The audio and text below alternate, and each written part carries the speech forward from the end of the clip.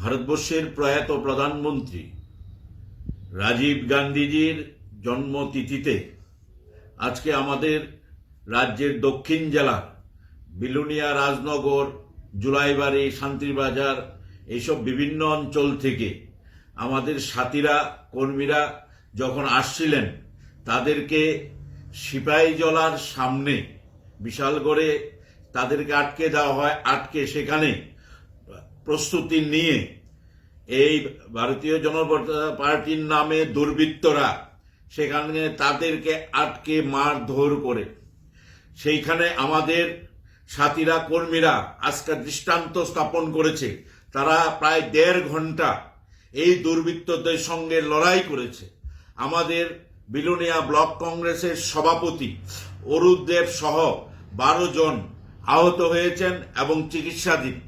আজকে এই একটা শুভ দিনে এই সারা রাজ্যে একটা দুর্বৃত্তায়ন এবং একটা সন্ত্রাসের পরিবেশ সৃষ্টি করে যত দিন যাচ্ছে জনবিচ্ছিন্ন এই ভারতীয় জনতা পার্টি যেভাবে আজকে আমাদের নিরীহ কংগ্রেস কর্মীদের উপর, আমাদের সাথীদের উপর আক্রমণ করেছে এবং যে ভাষা আজকে আমরা গর্বিত, আমাদের এই সাথীদের, কর্মীদের যারা সেখানে সেই সন্ত্রাসকে মোকাবেলা করে প্রায় 1.5 ঘন্টা লড়াই করে তারা সেই আজকে জানান দিয়েছে এটা জাতীয় কংগ্রেসের কোনো সৈনিকের গায়ে যদি একটা আঁচড় পড়ে তার পরিণাম আগামী দিনে ভালো হবে না।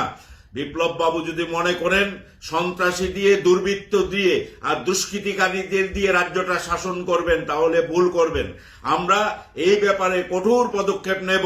আমাদের সাথীদের, কর্মীদের এক বিন্দু রক্ত বৃথা যাবে না। যেভাবে রাজীব গান্ধী, ইন্দিরা গান্ধী, মহাত্মা গান্ধীর রক্তে দেশ সমৃদ্ধ হয়েছিল, এখনো গণতন্ত্রের লড়াই, সন্ত্রাসের বিরুদ্ধে, উগ্রপন্থার বিরুদ্ধে লড়াই চালিয়ে যাচ্ছে আমাদের এই রাজ্যের, আমাদের কংগ্রেসের, জাতীয় কংগ্রেসের কর্মীরা, সাথীরা।